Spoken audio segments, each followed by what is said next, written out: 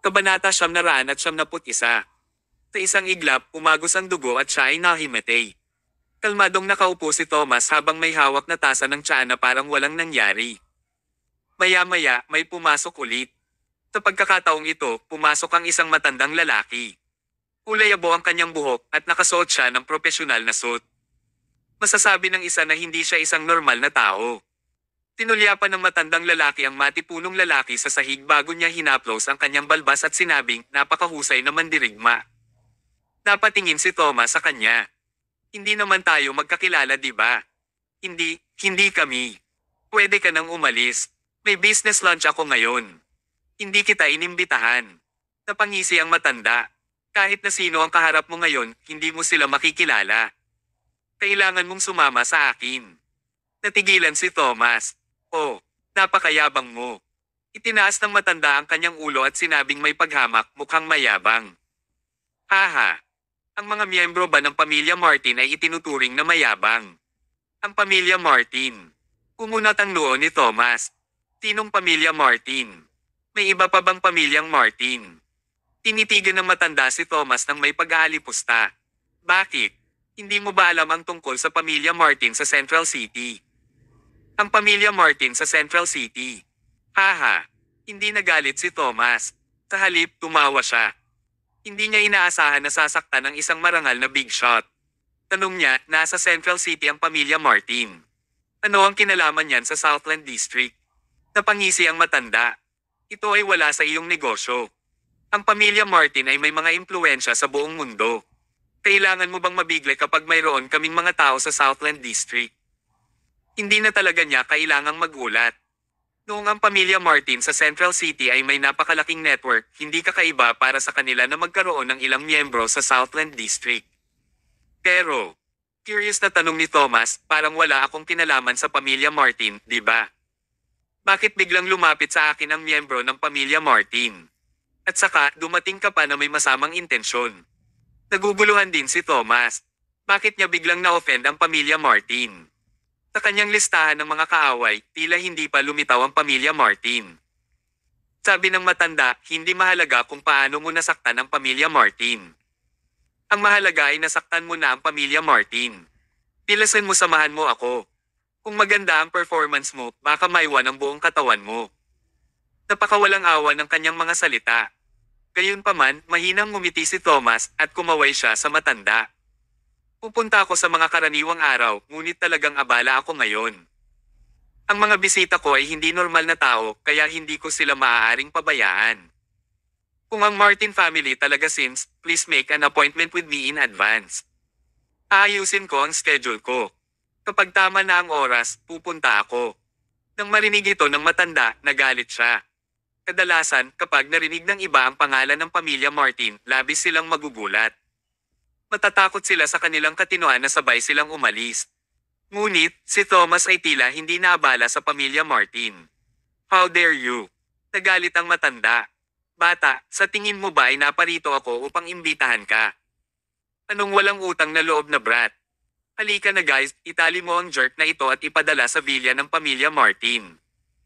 Agad na sumugod ang mga 8 mandirigma at mukhang handa na silang makipaglaban. Sa oras na ito, ilang sirena ang narinig mula sa labas. Kumunat ang noo ng matanda. Bakit nandito ang mga pulis? Tapos, ninisyan niya si Thomas. Anak, sa tingin mo ba maiiwasan mo ang parusa namin kung tatawag ka ng mga pulis? Sabihin ko sa iyo, kahit narito ang mga pulis, maaari ka pa rin naming ibalik sa harap ng mga pulis. Sumandal si Thomas sa kanyang upuan at malumanay na sinabi, hindi ako naniniwala dyan. Kabanata 972. Si Thomas ay mukhang lubos na kumpiyansado at nagulat ito sa matanda. Iniisip niya kung talagang hindi alam ng lalaking ito ang kapangyarihan ng pamilya Martin o nagkukunwari lang siya. Inaplos ng matanda ang kanyang balbas. Napakamangmang mo. Ituturo ko sa iyo kung gaano kahusay ang pamilya Martin ngayon. Habang nagsasalita siya, may pumasok na lalaki sa private room. Siya ang pinuno ng puwersa ng pulisya, si Angus. Agad niyang nakita ang matanda at lihim na naisip. Bakit inimbitahan ng punong opisyal na namamahala ang mga miyembro ng pamilya Martin? Anong balak niyang gawin? Si Angus, na hindi alam kung ano ang nangyari, ay lumapit at magalang na sinabi sa matanda, Mr. Davis, bakit ka nagpunta dito? Lumingon ang matanda at tumingin. Kilala niya ang lalaking ito. Nako, akala ko ilang junior police lang ang dumating. Hindi ko inaasahan na makikita-kita rito, Angus. Angus, seryoso ka talaga at masipag. Personal mong ginagawa ang lahat sa sarili mong trabaho. Lihim na naisip ni Angus, ang pulong opisyal na namamahala ay personal na humiling sa kanya na dumalo sa pulong ng tanghalian. Paano ito magiging isang maliit na kapakanan? Itong si Mr. Davis ay hindi talaga marunong magsalita ng maayos. Bago siya tumahimik, nagpatuloy ang matanda sa pagsasabing, Angus, si Madam Carter ng pamilya Martin ang personal na nag-atas sa akin para hawakan ito. Wala itong kinalaman sa pulis. Mangyaring dalhin ang iyong mga opisyal at umalis. Sa normal na pangyayari, kung sinabi iyon ng matanda, kailangang umalis si Angus kahit ayaw niya. Bagamat hindi opisyal ng gobyerno ang matanda, siya ang kasambahay ng madam ng pamilya Martin, siya ang kinatawan ng kapangyarihan ng pamilya Martin sa Southland District. Si Angus ay isang pinuno lamang sa puwersa ng pulisya. Paanong hindi niya ito iginagalang? Pero ngayong araw, kumunat ang noo ni Angus. Sa paghusga sa kanyang mga taon ng karanasan sa paghawak ng mga kaso, ang matanda ay maaaring hindi nagsasalita tungkol sa parehong bagay tulad ng kung ano ang iniisip niya. Kaya naman, sinubukan niyang itanong, Mr. Davis, bakit ka pumunta dito ngayon? Malamig na sinabi ng matanda, naparito ako para ibalik ang isang tao sa ilalim ng utos ng aking madam.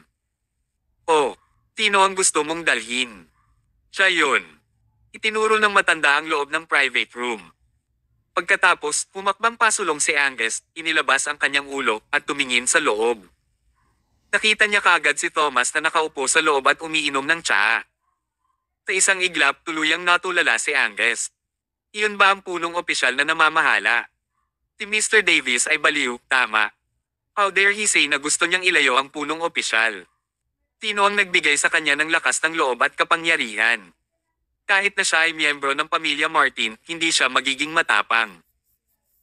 At saka, kasambahay lang siya ng isang maliit na pamilya Martin sa Southland District, kahit na dumating ang ulo ng pamilya Martin, hindi siya maglalakas loob na magsalita kay Thomas ng ganoon.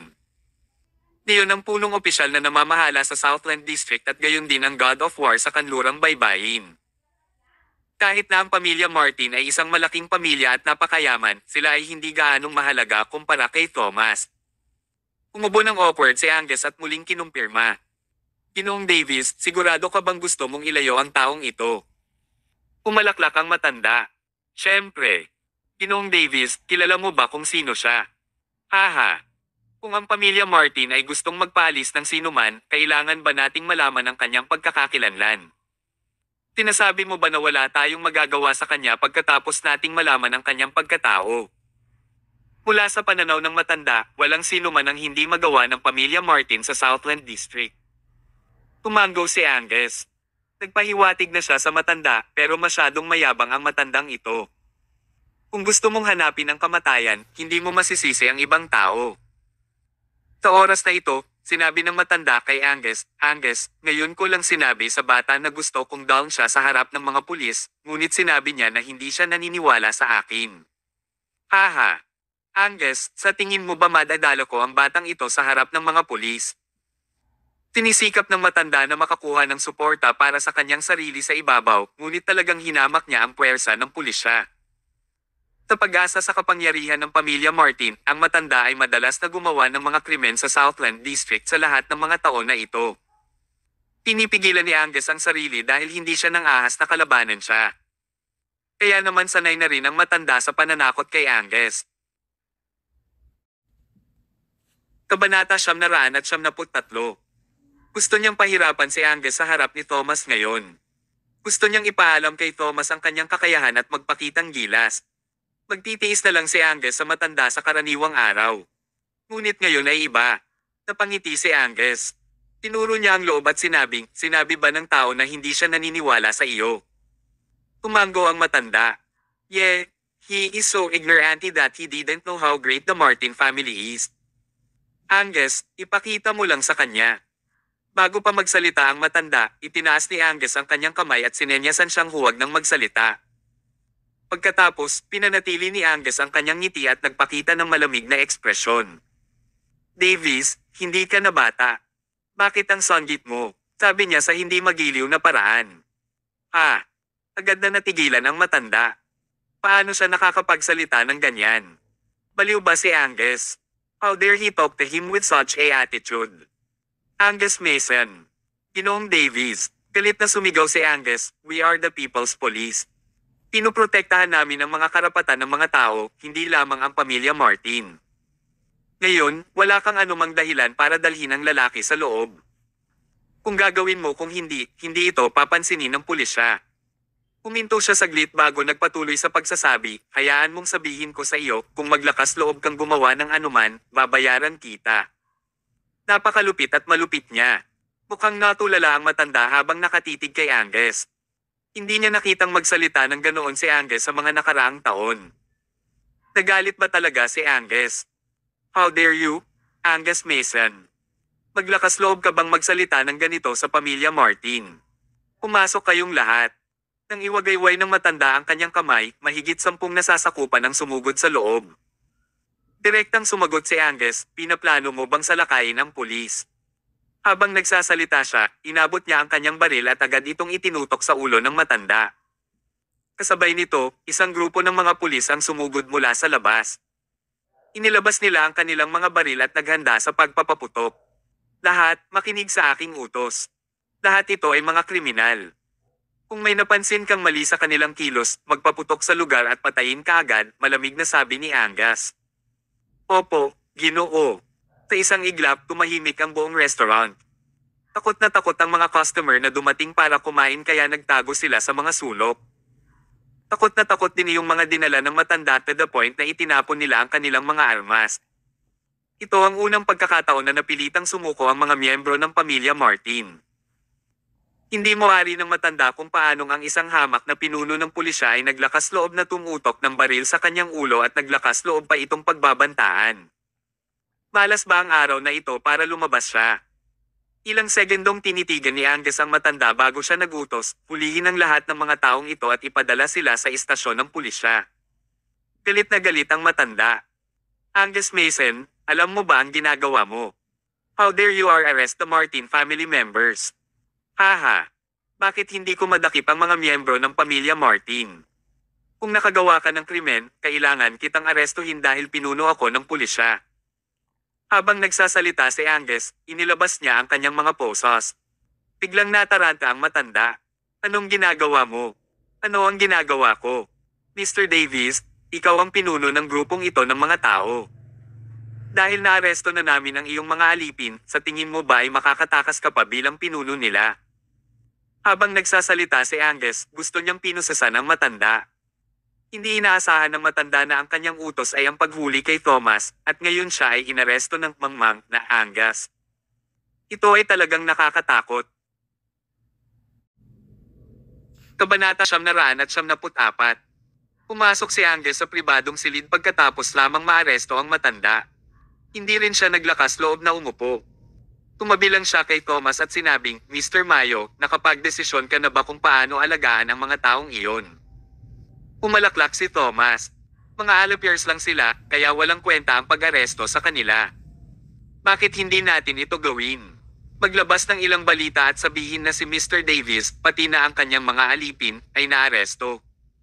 Sa ganoong paraan, malalaman natin ang autoridad sa likod nila. Umunat ang noo ni Angus. Ginoong Mayo, ang pamilya Martin sa Central City ang nasa likod nito. Kung sobra-sobra ang ginagawa natin, natatakot ako na mapasok tayo sa hindi kinakailangang problema. Malamig na sinulyapan siya ni Thomas. Angus Mason, isa kang pulis. Paano ka pa matatakot sa mga kriminal? Ang kanyang mga salita ay labis na natakot kay Angus na siya ay bumuho sa malamig na pawis. Mabilis na ibinaba ni Angus ang kanyang ulo at sinabing, I'm sorry, kasalanan ko ang lahat. Susundin ko ang iyong mga tagubilin. Sa paglipas ng mga taon, ang pamilya Martin ay gumagawa ng mga krimen sa Southland District gamit ang kanilang kapangyarihan sa Central City at walang sinuman ang nakaharap sa kanila. Dahil napagpasyahan mong alisin ang mga taong ito ngayon, talagang susugod ako sa harapan at magiging baril mo para barilin sila. Tumanggo si Thomas bilang kasiyahan. Pagkatapos, umalis si Angus sa pribadong silid at ginawa ang utos ni Thomas. Sa kabila, tamarang bulwagan ng pamilya Martin. Hinawakan ni Britney ang braso ni Lucas habang pinapakain siya ng ubas. Mukha nga silang sweet at masayahing mag-asawa na ikinagoosebumps ni Jade na nakatingin sa gilid. Kung ayaw ni Jade na hawakan si Thomas, matagal na siyang tumayo at umalis.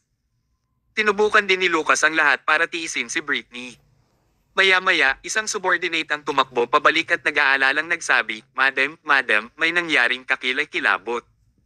Sabay-sabay na napatingin ang lahat. Naging lovely-dovey sina Britney at Lucas, kaya labis siyang nalungkot kapag naiistorbo siya. Hindi ba't hiniling ko sa iyo na sumama kay Tio Davis para hulihin si Thomas Mayo? Bakit ka bumalik? Nasaan si Thomas Mayo? Malamig na tanong niya. Natatakot ako na hindi natin maibabalik si Thomas. Anong ibig mong sabihin? Nasaan si Uncle Davies? Hilingin sa kanya na puntahan ako. Hindi na rin makakabalik si Tio Davies. Hindi walang isip si Britney. Nang makita niya ito, alam niyang may mali. Mabilis siyang nagtanong, bilisan mo at sabihin mo sa akin kung ano ang nangyari. Ang kanyang nasasakupan ay matapat na sumagot, sinaktan ni Thomas ang isa sa ating mga tauhan, at siya ay matigas ang ulo na lumaban. Kaya, hiniling sa amin ni Ginoong Davis na gumamit ng puwersa para maibalik si Thomas. Ngunit, biglang sumugod ang isang grupo ng mga pulis at inaresto si Mr. Davis at ang iba pang mga lalaki. Ano? Nagulat at nagalit si Britney. How dare the police interfere with the Martin family? Alam ba ng pulis na si Mr. Davis ay miyembro ng pamilya Martin? Alam nila. Sinabi ng pulis na huhulihin niya ang sino mang gagawa ng krimen kahit sino pa siya. Mukhang mayabang siya. Nagtanong si Britney, sino ang pulis? Angus Mason. Angus Mason. Nang marinig ni Britney ang pangalan, tumawa siya. Kilala niya si Angus. Junior leader pa lang siya sa police force at kanina pa siya binubuli ng pamilya Martin. May malibang kinain ang maliit na pritong ito. How dare he stand up against the Martin family? Parang ayaw na niya sa posisyon niya. Kumunat ang loo ni Lucas at sinabing, Britney, tinutulungan ni Angus Mason si Thomas. Naghinala ako na may espesyal na relasyon sa pagitan nila ni Thomas matagal na ang nakalipas. Marahil ay binigyan ni Thomas si Angus ng maraming benepisyo. Napangiti si Britney. Sa palagay ba ni Thomas ay mapapanatili siyang ligtas ng isang maliit na pinuno sa puwersa ng pulisya? Anong kusang hiling? Mahal, huwag kang mag-alala. Aayusin ko muna si Angus Mason, tapos huhulihin ko ulit si Thomas. Napaka-confident niya. Tinagtagal, kinuha ni Britney ang kanyang subordinate upang dalhin ang kanyang telepono, at tinawagan niya si Justice Norris, ang superior ni Angus. Hello, ikaw ba si Mr. Norris? Nang makatanggap ng tawag si Justice mula kay Britney, nakaramdam siya ng matinding kaba. Ito ay isang tawag mula sa madam ng pamilya Martin, kaya hindi siya maaaring maging pabaya. Oo. Madam Carter, may maitutulong ba ako sa iyo? Pumalaklak si Britney habang sinabi, walang malaki. Hindi ko lang alam kung bakit inaresto ng iyong subordinate na ang pangalan ay Angus Mason, ang aking kasambahay at ang mga katulong ng pamilya Martin.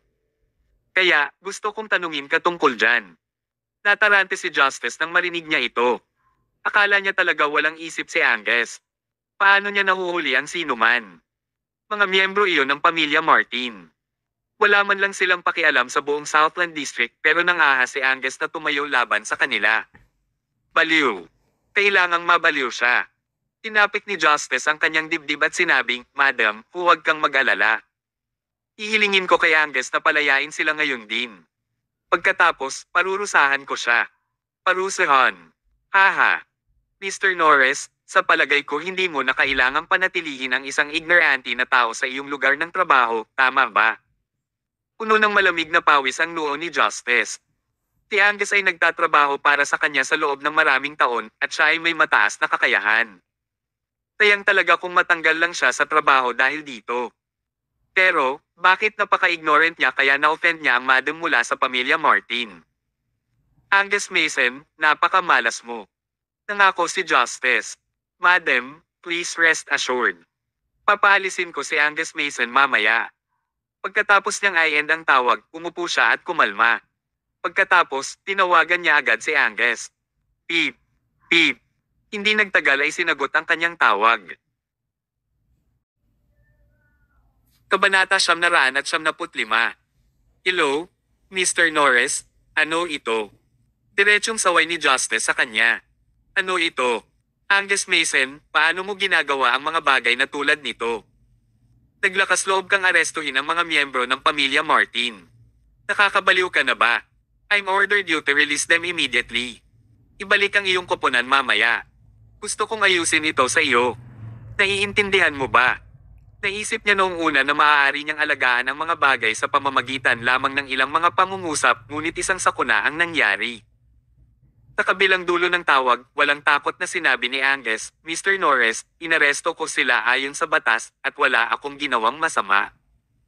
Ngunit, hindi mo tinanong ang aking dahilan bago mo direktang hiniling sa akin na palayain sila. Haha, nakikipagsabuatan ka ba sa pamilya Martin? Halos himatayan si Justice sa galit. Ganito ba ang ugali ng isang subordinate kapag nakikipag-usap sa kanyang superior?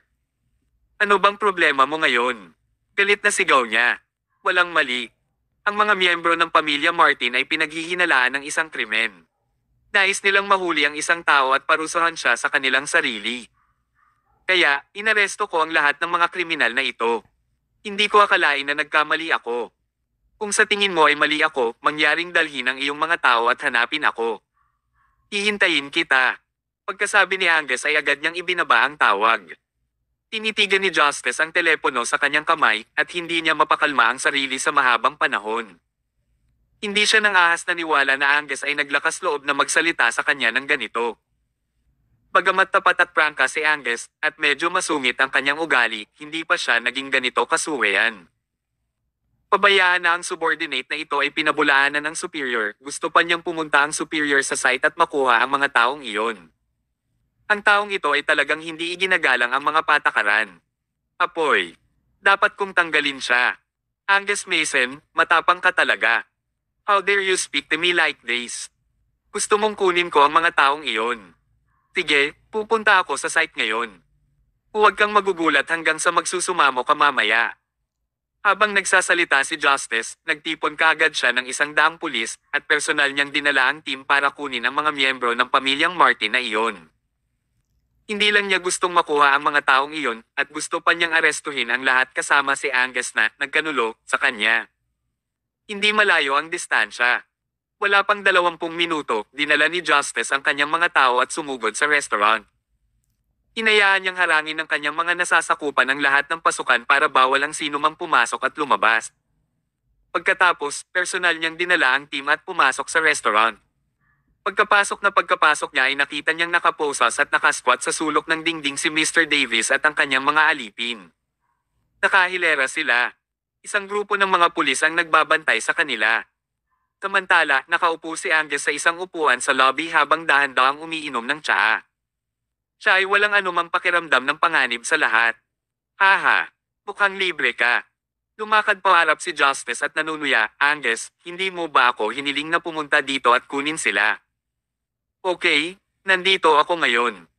Hindi lang ako pumunta dito, nagdala pa ako ng 100 pulis. Ituturo ko sa iyo ang halaga ng pagiging mayabang ngayon. Umigop ng tsa si Angus at tahimik na tinitigan si Justice.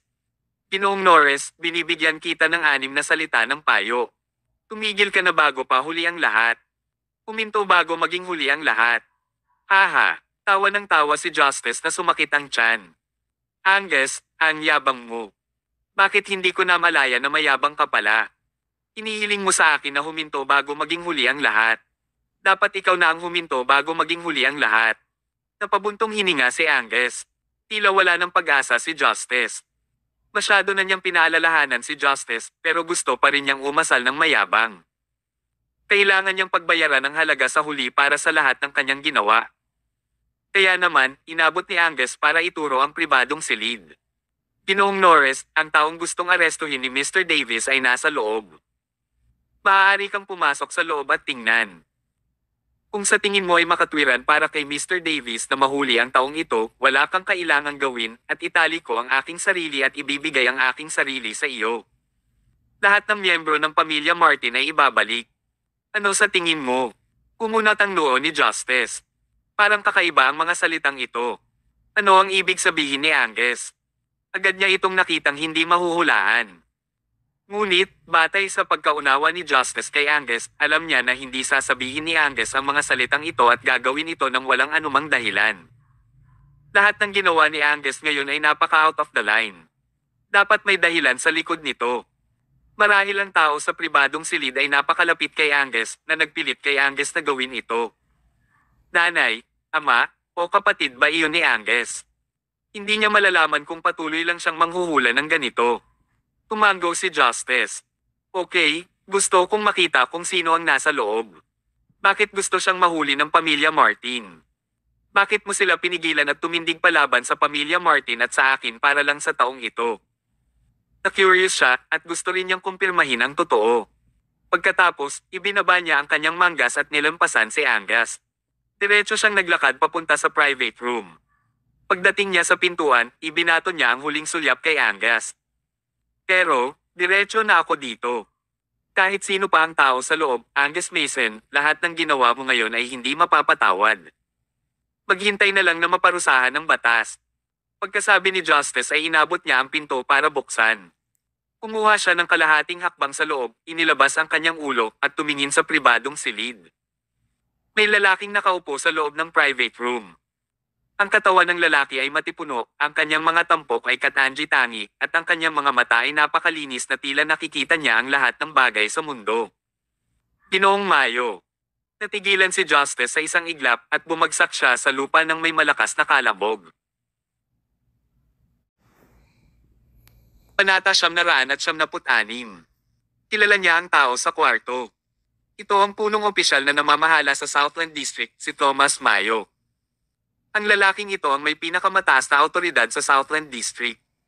Kahit na dumating man ang ulo ng pamilya Martin, hindi siya maaabala ni Thomas, lalo pa ang isang sangay lamang ng kapangyarihan ng pamilya Martin. Sa wakas ay napagtanto ni Justice kung bakit naging abnormal si Angus ngayon. Mas gugustuhin niyang kalabanan si Justice at protektahan ang tao sa silid. Haha! Kailangan ba ni Thomas ang kanyang proteksyon? Hindi talaga gustong protektahan ni Angus si Thomas, ngunit pinili niyang kunin si Thomas. Pinili niya ang kanyang panig sa oras. Samantala, si Justice ay naging sobrang walang isip. Actually, dapat naisip niya ito. Si Angus ay isang napakatalino na tao. Paano magiging posible para sa kanya na gumawa ng isang katawa-tawa na bagay tulad ng paninindigan laban sa pamilya Martin? Kailangang may hindi pangkaraniwang dahilan sa likod ng kanyang mga aksyon dahil naranasan niya ang mga ito. Sa wakas ay alam na ni Justice ang dahilan ngayon. Umupo siya sa sahig at pinunasan ng malamig na pawis sa kanyang noo. Sa kabilang banda, sumigaw si Davis, Mr. Norris, dal-iyan muna tayo. Gayun din, arestuhin ang haltak sa loob ng pribadong silid at ibalik siya. Tumahimik ka, diretsong sigaw ni Justice. Ang kanyang ugali ay lubos na nagbago. Kanina pa siya naging magalang kay Davis, ngunit hindi na siya makapaghintay na tatakan ang mga labi ni Davis para hindi na siya muling magbulalas ng kalokohan. Sa pagkakataong ito, lumapit si Angus at tinapot si Justice na nakaupo sa sahig. Ginoong Norris, bakit ang pabaya mo? Bakit ka nakaupo sa sahig? Huminga ng malalim si Justice at bumangon siya sa sahig. Bumangon siya, ngunit nanginginig pa rin ang kanyang mga paa. Tinapik ni Angus ang balikat niya. Pasok ka sa loob. Gusto kang makausap ni Mr. Mayo. Baka may sasabihin si Thomas sa kanya. Pumasok si Justice, tumalikod, at kinakabahang isinara ang pinto. Pagkatapos, dahan-dahan siyang lumapit kay Thomas. Talagang hindi niya napigil ang mapaluhod kasabay ng kabog. Ginoong Mayo, mali ang ginawa ko. Hindi ko alam na nandito ka, kaya gumawa ako ng isang katangahang pagkakamali. Kung alam kong ikaw iyon, hindi ko hahayaang kumilos ang mga miyembro ng pamilya Martin ng mayabang. Pinoprotektahan kita kaagad. Umigop ng tsa si Thomas at nagsalita ng hindi nakataas ang ulo. So, ibig mo bang sabihin na kung hindi ako ang nakaupo dito, tutulungan mo ang pamilya Martin sa kanilang mga maling pag-uugali? Hindi seryoso ang tono niya, ngunit kung pag-iisip ang mabuti ni Justice, sapat na iyon para wakasan ang kanyang buhay. Pawis na pawis si Justice. Ibinuka niya ang kanyang bibig, ngunit hindi niya alam kung paano ipagtanggol ang sarili. Tumingin sa kanya si Thomas at malamig na nagsalita. Hindi ka qualified na maging deputy director, aalisin kita sa pwesto. Isang pangungusap lang ang binigkas ni Thomas at tinanggal si Justice sa kanyang posisyon. Lumuhad siya sa sahig na walang pag-asa. Sa wakas ay kinuha na niya ang posisyon pagkatapos ng maraming taon ng pagsusumikap. Ngunit, natanggal siya sa posisyon sa ilang salita lang mula kay Thomas. Ito ay malupit at walang awa. Pero, sino pa ba ang masisisi niya? Dahil lamang sa nagtrabaho siya bilang isang lakwatsa para sa pamilya Martin kaya siya napunta sa ganito.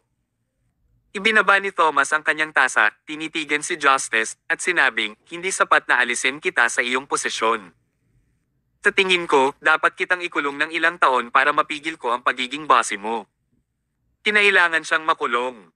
Agad namang humingi ng tawad si Justice. Huwag naman po sana, Ginoong Mayo. Talagang napagtanto ko na ako ay nasa mali. Patawarin mo ako sa pagkakataong ito. Tinanggal mo na ako sa pwesto ko. Please huwag mo akong ikulong, okay? Depende sa performance mo, walang pakialam na sabi ni Thomas. Siguradong maganda ang gagawin ko. Ginoong Mayo, gagawin ko ang anumang nais mong gawin ko. Ginagarantiya ko na susundin ko ang iyong ayos. Kabanata 997. Talaga? Oo. Sige, umalis ka na at palayain ang mga miyembro ng pamilya Martin ngayon. Pagkatapos, dalhin mo ako sa villa ng pamilya Martin. Ha? Natulala na naman si Justice. Ano ang ibig sabihin ni Thomas? Tinubukan ba niyang subukan siya? Agad naman siyang humingi ng tawad. Ginoong Mayo, sorry talaga. I really dare not disrespect you, kaya please wag mo na akong guluhin pa. Sabi ni Thomas, bakit ka kinakabahan? Hindi ako pupunta sa villa para lang sundan ka. Gusto ko lang makita ang may-ari ng villa. Ibig mong sabihin, gusto mong makita ang ginang ng pamilya Martin, si Brittany Carter. Oo, gusto kong makita kung anong klaseng babae siya na pwede ka pa niyang utusan. Namula ang kutis ni Justice. Actually, hindi siya inutusan ni Brittany. Ito ay ang pamilya Martin. Tumayo si Thomas at lumabas ng private room kasama si Justice. Gusto niya talagang makilala si Brittany Carter. Gusto niyang makita kung bakit kahanga-hanga ang madam na ito at gusto rin niyang matuklasan ang dahilan ng pangyayaring ito. Wala siyang alitan sa pamilya Martin kaya bakit siya hinabol ng mga ito. Ang kaaway ay nasa dilim habang siya ay nasa ilalim ng liwanag. Kung hindi niya linawin ang mga bagay, maaari pa rin siyang atakihin muli ng masasamang tao mula sa kadiliman. Kaya, ang mga maliliit na karakter na ito tulad ni Justice at Davis ay hindi mahalaga. Ang taong talagang mahalaga ay ang madam ng pamilya Martin, si Brittany Carter. Pagkalabas nila ng silid, hinayaan ni Justice ang kanyang mga tao na palayain si Davis at ang kanyang mga alipin. Pagkatapos, dinala niya si Thomas para sumugod sa villa ng pamilya Martin.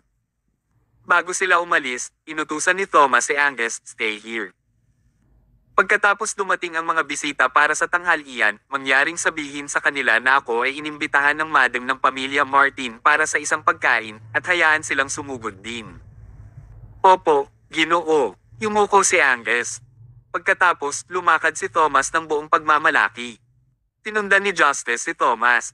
Tila ini-escort ni Justice si Thomas sa ibabaw.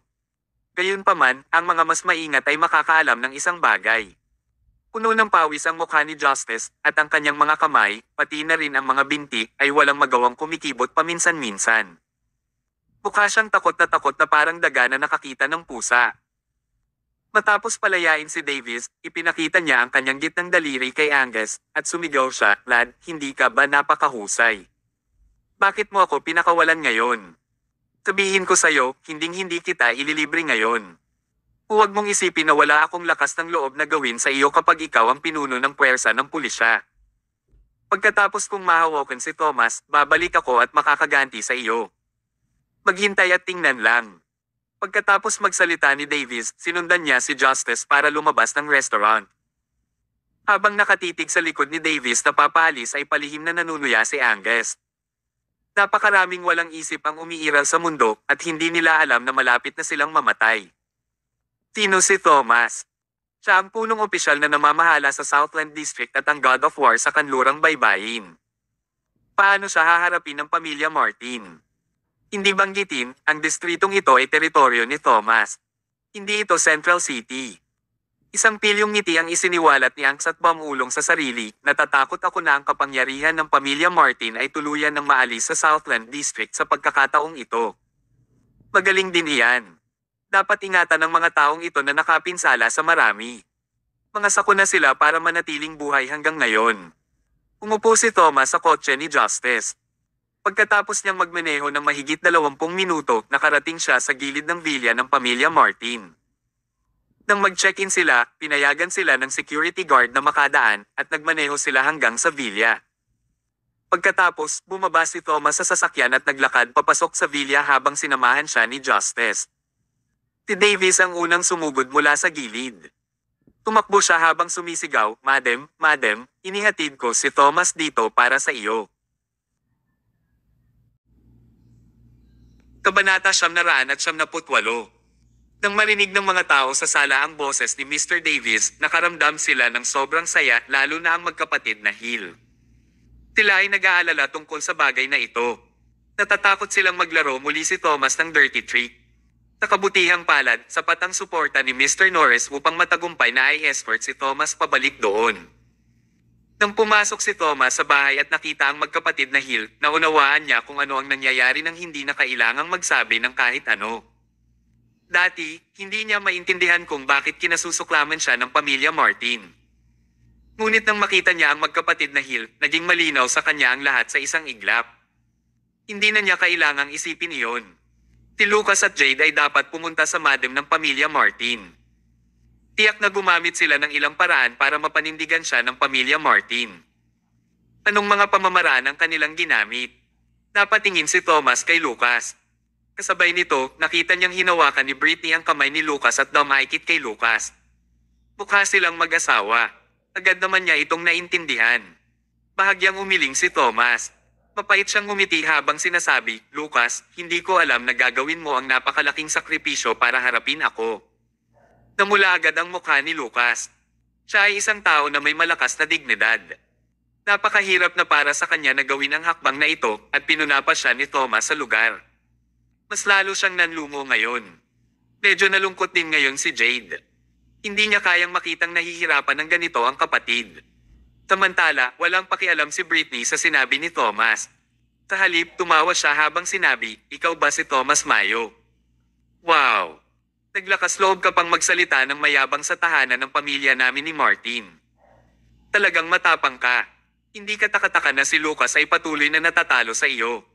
Although you're quite vexing, I still have to thank you. Kung wala ka, paano napunta sa akin si Lucas? Pinagsama mo kami, kaya kailangan ko talagang magpasalamat sa iyo. Nagkibit balikat si Thomas. Walang anuman. Tapos, tumingin ulit si Britney kay Justice. Ginoong Norris, gusto ko ring magpasalamat muli sa pagkakataong ito. Kung hindi mo ako binigyan ng tulong, hindi na makakabalik si Mr. Davis at hindi rin natin may i-escort si Thomas dito. Sa sobrang takot ni Justice ay halos hindi na siya makatayo. Paulit-ulit siyang nag-iisip ng mga paraan para mawala ang relasyon nila ni Britney, pero labag sa kalooban niya ang mga bagay ngayon. Si Britney ang gumawa ng inisyatiba upang gawing mas malapit ang kanilang relasyon. Baka mag-note ulit si Thomas. Awkward na umubo si Justice. Hindi. Pumunta lang ako sa site at nakita ko kung anong nangyari, wala akong ginawa. Wala itong kinalaman sa akin. Hindi mo kailangang magpasalamat sa akin.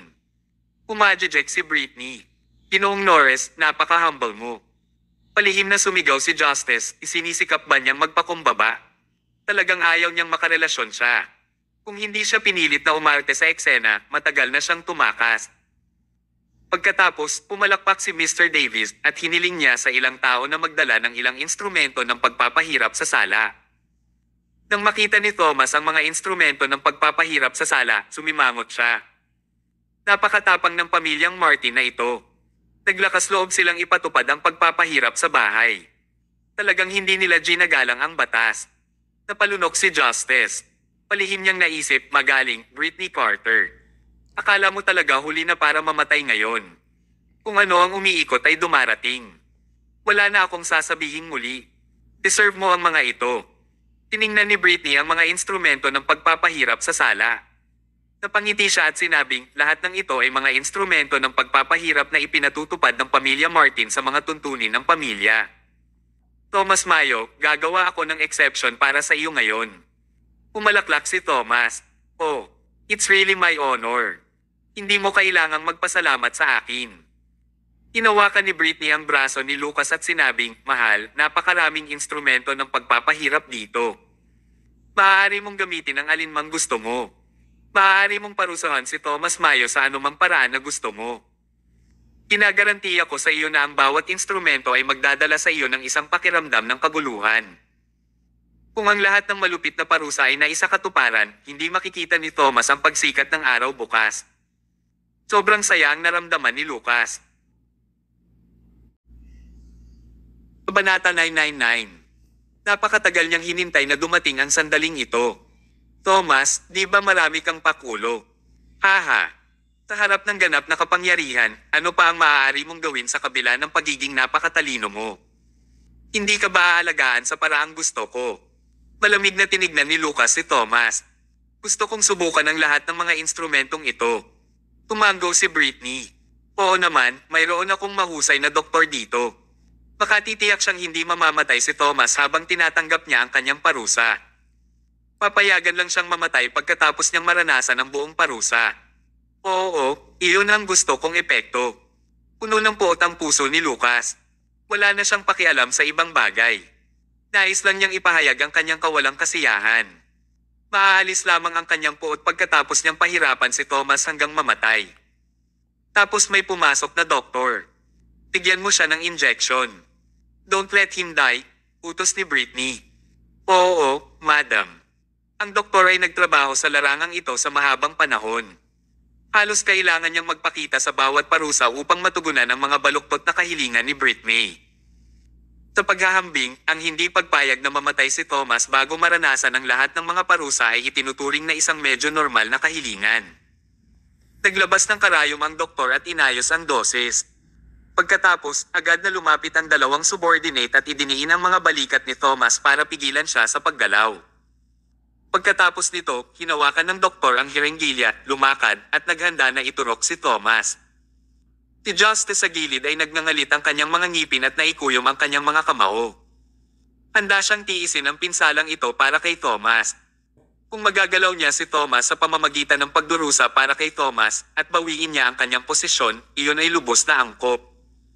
Sa kasamaang palad, hindi siya binigyan ni Thomas ng pagkakataon.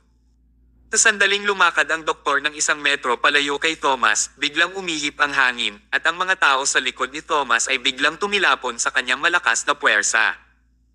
Kasunod nito, kinuha ni Thomas ang syringe mula sa doktor at hinugot ang karayom. Pagkatapos, kinurot niya ang bibig ng doktor at ibinuhos ang lahat ng gamot sa kanyang bibig. Ang lahat ay ginawa ng maayos na natapos ito ng sabay-sabay, at ang buong proseso ay tumagal ng wala pang 5 segundo. Ang iba ay hindi natulala. Nakaramdam na lang sila ng goosebumps. Matapos inumin ng doktor ang gamot ay tinakpan niya ng 2 kamay ang leeg at nagpupumigla sa sakit. Ang kanyang mukha ay namula dahil sa inis at siya ay nagdusra ng husto habang siya ay gamulong sa sahig. Tinipan ni Thomas ang doktor palabas ng main door. Pagkatapos, tinitigan niya si Britney at walang pakialam na sinabi, I'm sorry, I really hate injections. Natahimik ang sala. Alam ni Lucas na maliksi si Thomas, ngunit hindi niya alam na magiging napakahusay ni Thomas sa pakikipaglaban. Pagkatapos niyang personal na makita ang mga kakayahan ni Thomas, malinaw niyang alam na ang mga taong ito ay hindi maaaring maging kalaban ni Thomas kahit na sila ay nagtutulungan. Kaya, ano ang dapat niyang gawin? Sa pagkakataong ito, tumawa si Britney. Tinuro niya si Thomas at sinabing, mas lalo kitang hinahangaan ngayon. Hindi lang lakas ng loob at insight ang mayroon ka, ngunit napakahusay mo ring lumaban. Kung nakilala kita bago pa si Lucas, malamang nahulog na ako sayo. Sa kasamaang palad, wala akong pakialam. Talagang sanay ka, at baka hindi ka talaga kayanin ng mga normal na tao. Ngunit, nakikipag-ugnayan ka sa pamilya Martin mula sa Central City ngayon. Patay ka na sa simula. Pinalakpakan ni Britney ang kanyang mga kamay at ilang dosenang tao ang agad na pumasok sa pintuan. Itali niyo siya. Kabanata 1000. Natural na walang problema kapag ilang dosenang tao ang humarap sa isang tao. Nakahinga ng maluwag si Lucas. Naisip niya na talagang may malakas na kapangyarihan ang pamilya Martin at higit pa ito sa normal na maliliit na pamilya. Kung mag-isa lang si Lucas, hindi niya ito kakayanin ng lumaban ng puwersa si Thomas. Ngunit, agad na tumawag si Brittany ng ilang dosenang tao. Iyon ang pagkakaiba. Hindi lamang iyon, ngunit ang mga taong iyon ay hindi normal na mga subordinate kundi mga profesional na mandirigma. Napakaliksi nila at malakas ang katawan nila. Ang bawat isa ay kayang lumaban ng 10 tao ng mag-isa. Gaano man kagaling si Thomas sa pakikipaglaban, hindi rin siya mananalo kapag kailangan niyang lumaban sa ilang dosenang tao. At saka, naisip mo ba na ito ang lahat ng kakayahan ng pamilya Martin? Mali. Sinabi ni Brittany na may pag-aalipusta, Thomas, mas mabuting maging tapat ka. Sumuko na lang. Kung pilit kang igapos ng aking mga tao, baka mas maging marahas sila. Huwag mong isipin na sanay ka sa pakikipaglaban para kakayanin mo ang marami sa kanila. Lahat sila ay well-trained. Maaari mong labanan ng 1 o 2 o 3 tao, ngunit kaya mo bang humawak ng ilang dosenang tao? At saka, small portion lang sila. Hindi na ako nakatawag pa ng maraming tao. Thomas Mayo, siguradong mamamatay ka ngayon. Tumigil sa paglalaban. Ang isang maliit na karakter na tulad mo ay hindi kailanman makakaranas ng kapangyarihan ng pamilya Martin. Talagang malakas ang pamilya Martin. Paano kayang bayaran ng mga normal na pamilya ang napakaraming tao? Sila ay isang grupo ng mga mahusay na sinanay na mandirigma. Kahit si Lucas ay hindi alam na si Brittany ay talagang napakalakas. Nabalitaan lang niya na ang pamilya Martin ay hindi kapani-pani walang maimpluwensya. Gayunpaman, dahil ang pangunahing teritoryo ng pamilya ay Central City, ang pamilya Martin sa Southland District ay palaging nananatling napakababa. Sa makatuwid, hindi naranasan ni Lucas ang tunay na kapangyarihan ng pamilya Martin. Ngayon, sa wakas ay naranasan na niya ito. Dapat sabihin na ito ay kapangyarihan lamang ng kanilang sangay sa Southland District. Ang tunay na pamilya Martin sa Central City ay hindi bababa sa 100 beses na mas may kakayahan kaysa dito. Nakakatakot at nakakatakot. Lumunok si Lucas bago siya tumawa ng walang tigil. Thomas, hindi ka ba magaling? Bakit ang walang isip mo ngayon? Napakagaling mong makipaglaban at napakatalino mo rin. Ngunit, ano ang maaari mong gawin? Ang iyong katalinuhan ay walang silbi sa harap ng ganap na kapangyarihan. Kahit gaano ka Jose, isa ka lang. Wala ka sa harap ng napakalaking kapangyarihan. Thomas Mayo, ikaw ang pinakamalakas na kalaban na nakilala ko sa buhay ko. Sa kasamaang palad, mamamatay ka dito ngayon. Sa sandaling magsalita siya, ang mga mandirigmang iyon ay hindi napigilang sumugod sa loob at gusto nilang bugbugin si Thomas at Italy. Sa oras na ito, hindi na kinaya ni Justice sa gilid. Sumigaw siya ng malakas, hold on. Napatigil ang lahat sa paglalakad. Siya kasi ang deputy director kaya kailangan pa rin nilang igalang. Tanong ni Brittany, Mr. Norris, anong gusto mong sabihin? Pinunasan ni Justice ang malamig niyang pawis at sinabi niya, Madam, alam ng lahat na dinala ko siya dito. Kung papatayin mo siya, paano ko ipapaliwanag sa publiko? Naningkit ang mga mata ni Brittany at tinitigil niya si Justice na parang tulala. Nagbibiro ka ba? Lumayo ka ngayon na. Hindi ako malayang abalahin ka. Sa sobrang takot ni Justice ay kinilig siya. Hindi niya kayang saktan si Thomas, ngunit hindi rin niya magawang magalit si Brittany. Leon ay dapat na isang biro. Siya ang ginang ng pamilya Martin. Siya ay isang maliit na deputy director lamang. Kung nasaktan niya ang pamilya Martin, maaari siyang pahirapan hanggang mamatay anumang oras. Pero, hindi niya rin kayang panuurin si Thomas na mamatay, di ba? Kung ang punong opisyal na namamahala sa Southland District ay sinaktan niya ng kamatayan, tiyak na siya ay masentensyahan ng kamatayan. Hindi na niya kailangan pang isipin iyon.